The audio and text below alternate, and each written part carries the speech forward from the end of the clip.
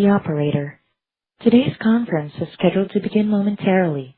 Until that time, your lines will again be placed on music hold. Thank you for your patience.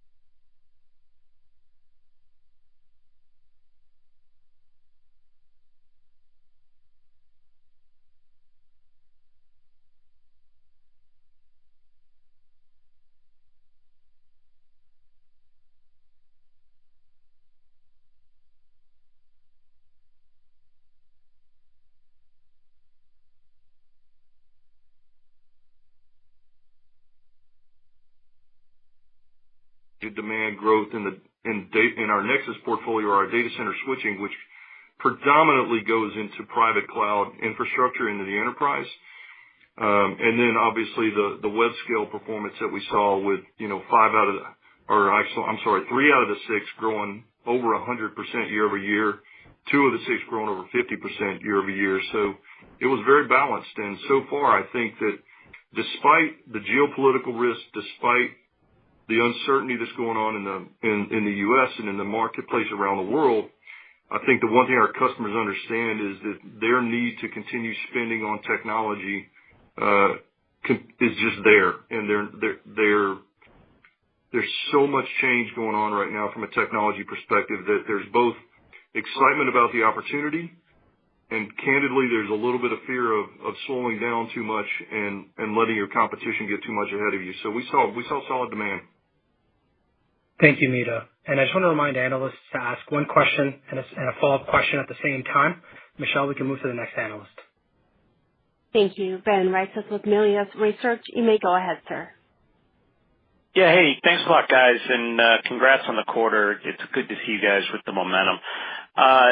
Chuck, we've got a lot of questions very recently about a new switch that you just put out, the 9300 Nexus, and this programmable switch market looks like there's a lot of strong prospects there.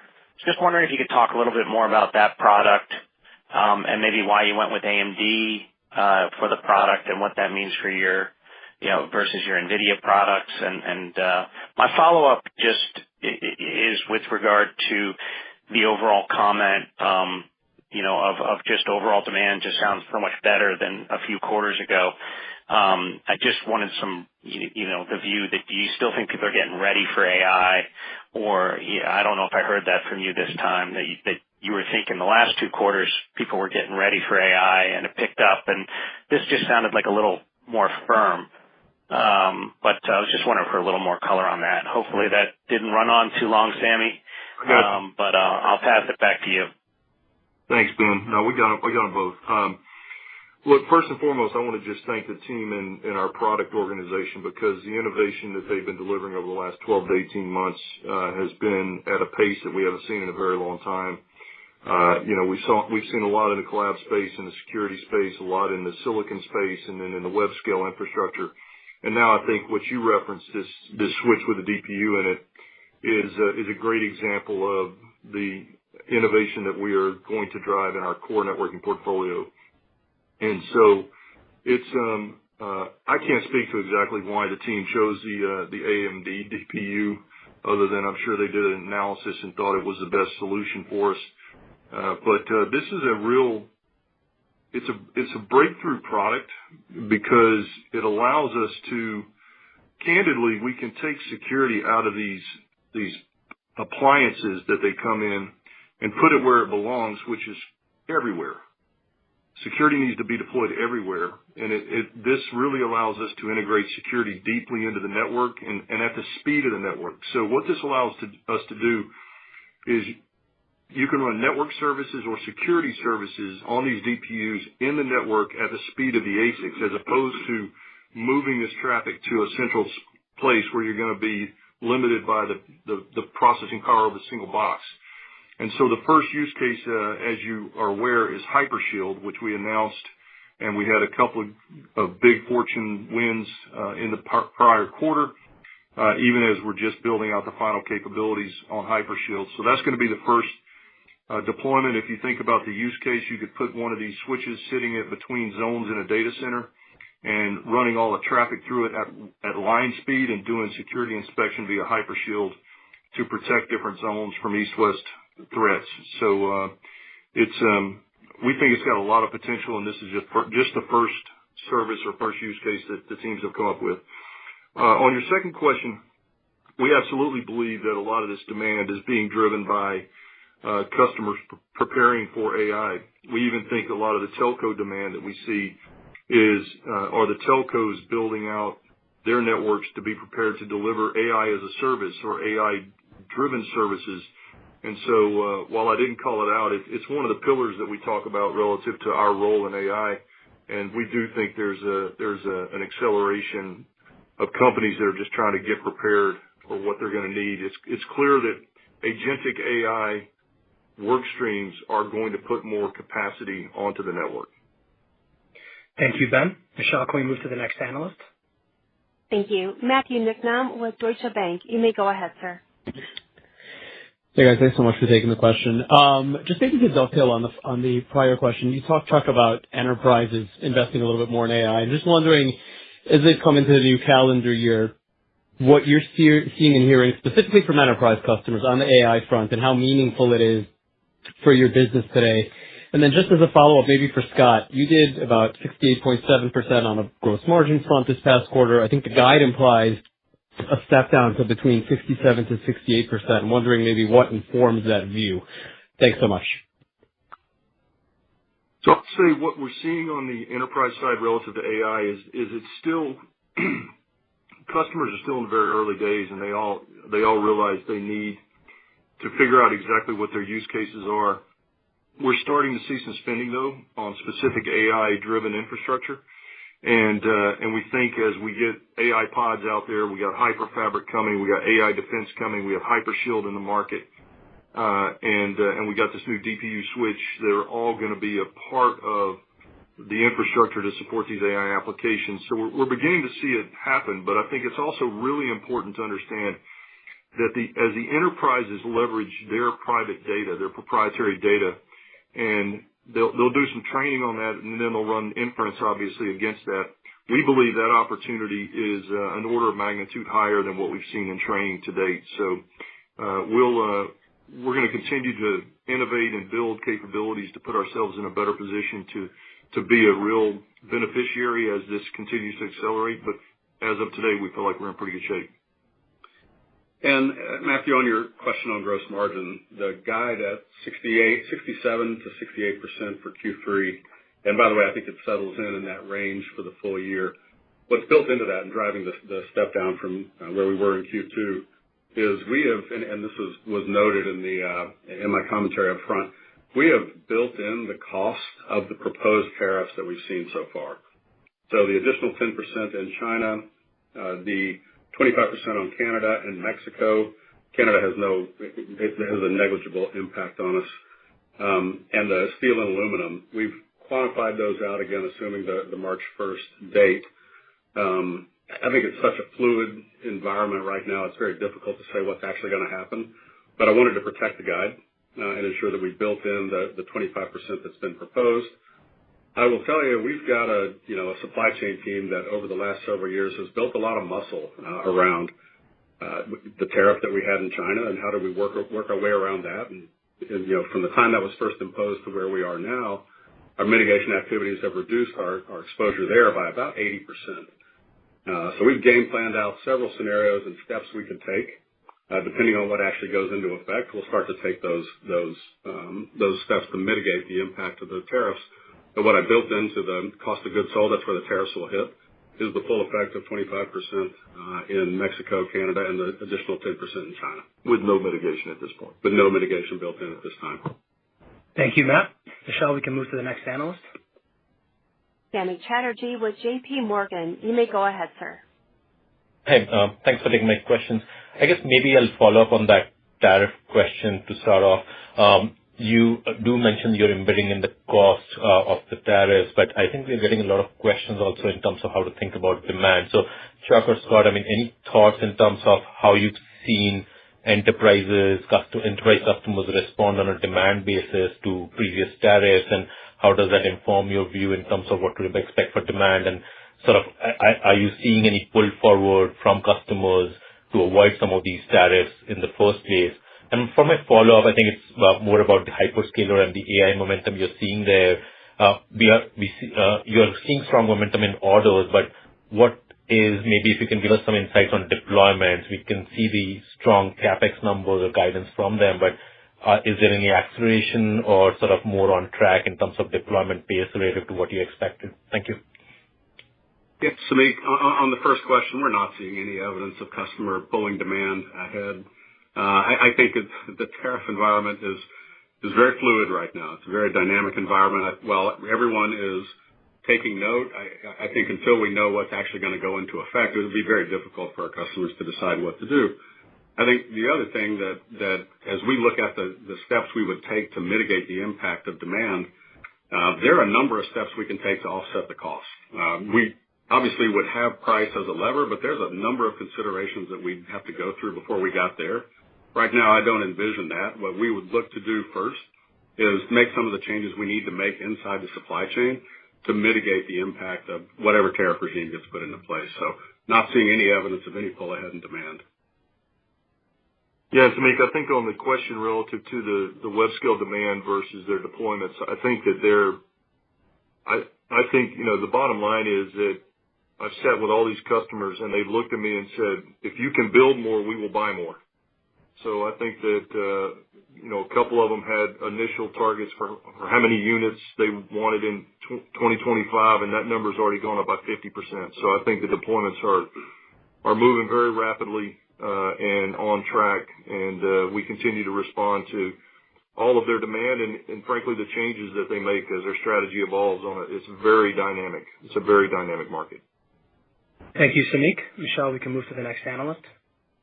Thank you. Tal Liani with Bolton Securities. You may go ahead, sir. Hi. A great quarter, but I have a question about maybe the weaker parts. If my math is right, and I'm not sure it's right, so I need clarification, Splunk was down 11% this quarter, year over year. Maybe my numbers are totally wrong, so if you can clarify what's happening with Splunk and give us an update on the trends. And the second question is security and observability. It's supposed to accelerate. It accelerated last quarter. Can you talk about the trends this quarter and kind of the good parts and the bad parts of the growth? Thanks. Okay, I'll take the first one, and then Chuck, we can tag team on the second if you want. I'm not sure what math you're doing, Tal. I think one thing that is not visible to you with the math that you've got in front of you is the end of Splunk's quarter, their fiscal. By the way, this would have been the end of January was the end of their prior Q4. So as with every enterprise software company, of course, Q4 is the biggest quarter of the year, and in fact, it gets back end loaded so that the week 13 of that Q4 is the biggest week of the quarter. The way the calendar fell this year, our fiscal quarter ended on January 25th. So that last week of January that was historically Splunk's Q4 actually is not captured in our Q2 results. It'll flow into our Q3 results.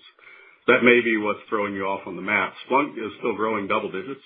It's growing right in line with our expectations, modestly ahead of our expectations on the top line, and is profitable well ahead of when we expected it to be profitable. So Splunk's performing quite nicely for us.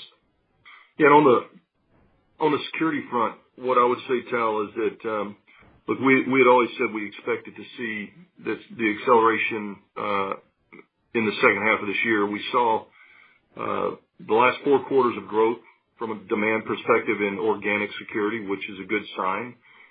And what we've launched is all this new innovation that just takes time to ramp. But I can give you a couple of data points. If you just look at 2 of the products, Cisco Secure Access and XDR, Between those two, we now have those deployed at over 1,000 customers, and each of them are actually supporting over 1 million enterprise users each. So we're seeing the success. They just need time to ramp. We've also launched HyperShield. I said earlier we won 2 Fortune 100 enterprise customers this past quarter, and there's a great deal of excitement.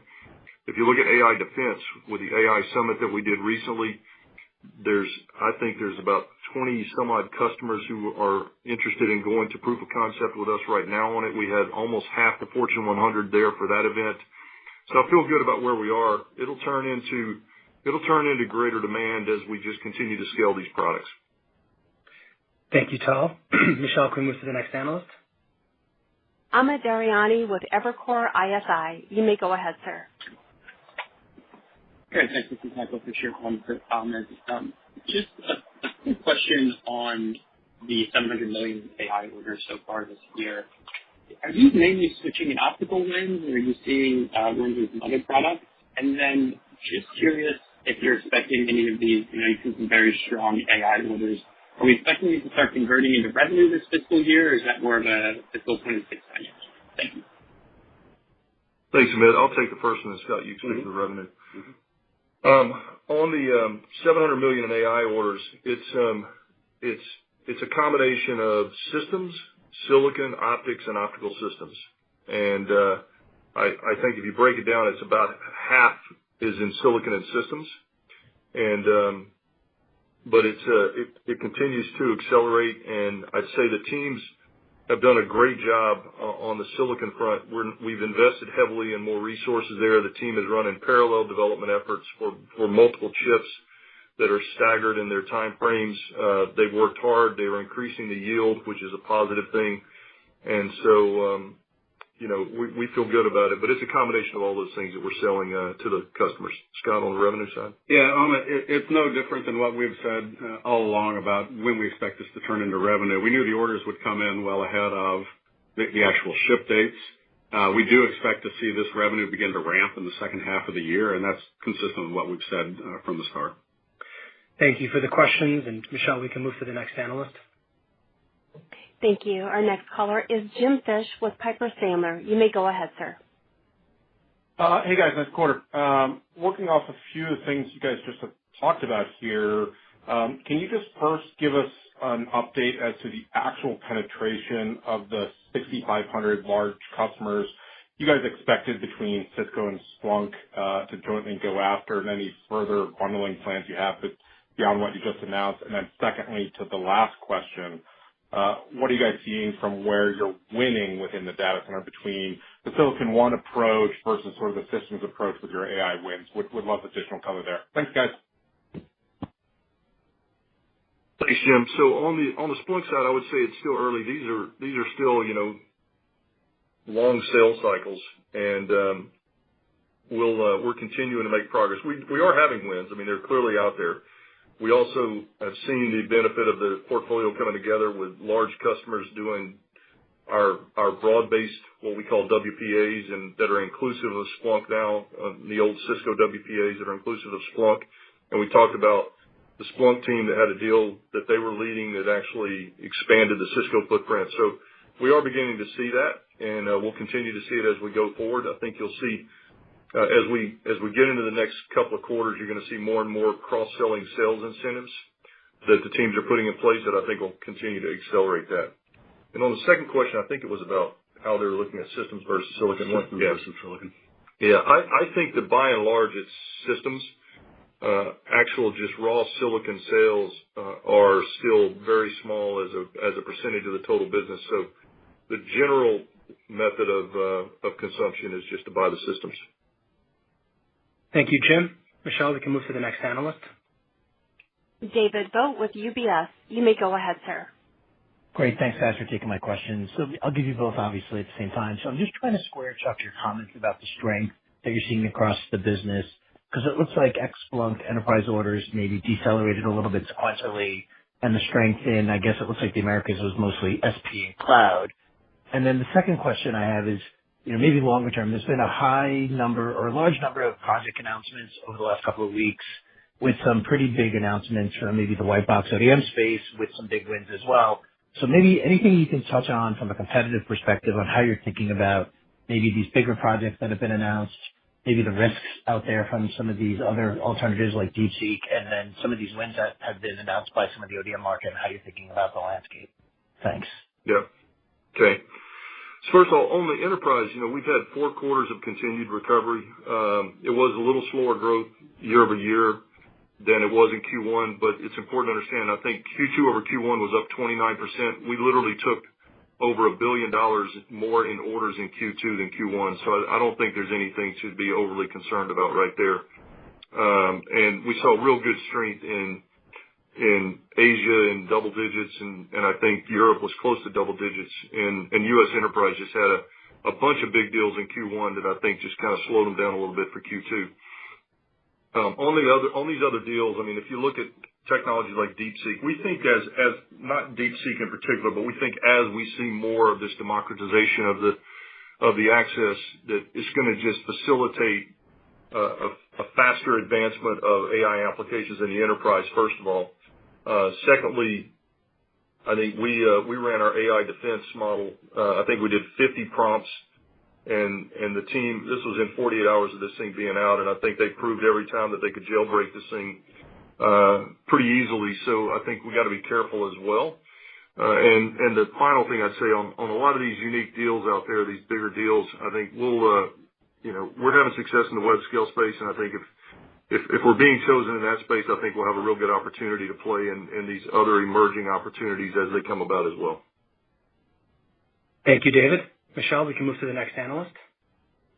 Antoine Chkaiban with New Street Research. You may go ahead, sir. Hi, thank you so much for taking my question. So I'd like to follow up on the question regarding traction from enterprise customers in AI. Could you provide some additional color on where you are seeing Ethernet gain momentum in the enterprise segment, what kind of cluster size, what use cases, which verticals?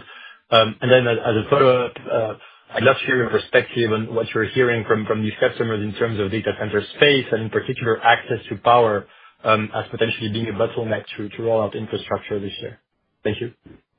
Thanks, Antoine. Yeah, I don't think that we're not thinking about it from massive clusters that the enterprises are going to build. They're certainly building clusters to do training on their own models, or they're renting space from one of the major GPU providers to actually do their training and then pulling that back. And the infrastructure we're talking about is really to support the inferencing side of it. And I think by and large, to be candid, the customers who have bought like NVIDIA GPUs so far have just bought the whole stack from them. And so we think that'll be an emerging opportunity in the future. It's not really Ethernet under GPUs in the enterprise today hasn't been a major opportunity to date. Now we believe with the NVIDIA partnership, the hyperfabric stack, the AI pods, the things that we're building, we think that as we integrate that stack together and they have these reference architectures to build, that we think that will lead to our networking equipment being combined with NVIDIA GPUs, and that's how we'll accomplish that in the future. And candidly, I don't think there hasn't been a lot of concern over the power issue in the enterprise like it has been in the web scale space. Thank you, Antoine. Michelle, can we move to the next question? Aaron Rakers with Wells Fargo. You may go ahead, sir. Yeah, thanks for taking the question and congrats on the quarter. I'll stick with the AI theme first, and then I'll throw out my quick follow-up. On the AI side, I think in the prepared comments you had mentioned that your 51.2T silicon will come out, I think it was the April timeframe. As you think about that 50% of your business on the AI orders being tied to switch and Silicon One silicon, how would you say that is kind of the point of inflection, like the majority of your AI wins are tied to that 51.2T silicon, or just kind of trying to understand kind of the opening up of this monetization opportunity? And then as a follow-up, I'm just curious, like on the campus side, just kind of help us appreciate maybe the Wi-Fi 7 upgrade cycle that you're starting to see, or how you're thinking about that. Thank you. Yeah, I think on the comments we made on the 51.2 really was more of an enterprise comment in the Nexus portfolio, but it is Silicon One based, and so those chips will be used in the 8000s as an example. But this is if you get back to the silicon discussion that we had earlier, that team is designing multiple silicon architectures based on the use cases, on the customer. Do they need deep buffers? Do they not need deep buffers? I mean, it's really, is it a low latency application? I mean, all of these things come into play as they develop different pieces of silicon for that marketplace. So we'll continue to develop, and 51.2 is, and then beyond, and they're already working on just subsequent chips that will continue to crank up the speeds in these data centers. On the campus side, I think that we're continuing to see, the campus switching infrastructure as I talked about earlier. And it's early days on the Wi-Fi 7. I'd say customers are getting ready to begin deploying. I think we're going to move into that over the next 2 to 3 quarters, where we'll see a full transition, both in the traditional on-prem access points and then also in the cloud managed. Thank you, Aaron. Michelle, we can move to the next analyst. Karl Ackerman with BNP Paribas. You may go ahead, sir. Thank you. Within enterprise networking, I think a couple quarters ago, customer lead times bottom out at just a few weeks. Is the greater visibility and support of your April quarter outlook from enterprises and even telco operators coming from just a return to normal order patterns, or are lead times extending out beyond a quarter across those customers as you begin to introduce AI pods and Hypershield and perhaps some on-prem service offerings in addition to that? Thank you. It's just normalization of ordering. We haven't had any lead time pressure at all. Yeah, we're not seeing, if what's behind that question, Karl, is the demand that we're seeing today a function of extended lead times like we saw a couple of years ago. That's not the case. Our lead times are not extending. Thank you, Karl. Michelle, we can move to the last question. Atif Malik with Citi. You may go ahead, sir. Hi, it's Adrienne Colby for Atif. Thank you for taking the question. Earlier this week, you announced some offerings geared towards traditional service providers. I was just wondering if you could help us size this customer segment for Cisco and understand where these customers are in terms of their embrace of AI. What are some of the key issues that Cisco is helping them address? Scott, you want to comment on the size of the telco segment for us? Yeah, overall, so telco had a good quarter in the last quarter. That's actually a continuation of what we saw in Q1. And what we hear from telco, particularly in international, is they are in anticipation of demand on their networks driven by AI, doing the same thing that we hear enterprises doing. They know there's increased load coming.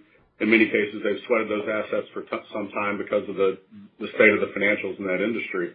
And they're coming back to the table to build out their networks in anticipation of the increased demand. I think we'll continue to see that, for some period of time.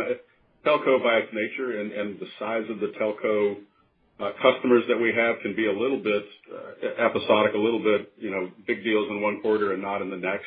So it's not something that I would expect to see on a steady state, but we're seeing good demand right now as they see the same thing, the same exact trend that enterprises see. There's network load coming, and we need to be ready for it. Yeah, I think that's right. And I think the other thing that we see, that some of the European operators are looking at delivering AI as a service.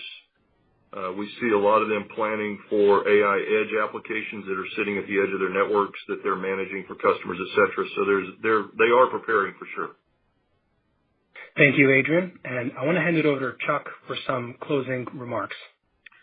Well, I just want to thank everybody for joining us today, and I want to thank our teams. I'm really proud of these results, and the teams have been doing a really great job, both on the innovation front and engaging with our customers. We clearly live in a very dynamic world, and as Scott said earlier, as the impact of these potential tariffs become more clear, our teams will take the appropriate steps to mitigate where we can. I do feel good about our momentum. Again, the product innovation and this, particularly the innovation in our core, the portfolio and how it's translating through to customer value.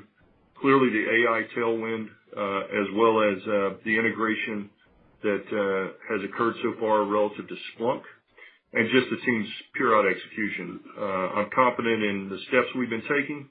I think it'll lead to durability of the performance, and we want to just continue to deliver for our customers, deliver the right technology, the right value, and be a trusted partner for them. So thank you for being with us, and we'll look forward to talking to you soon.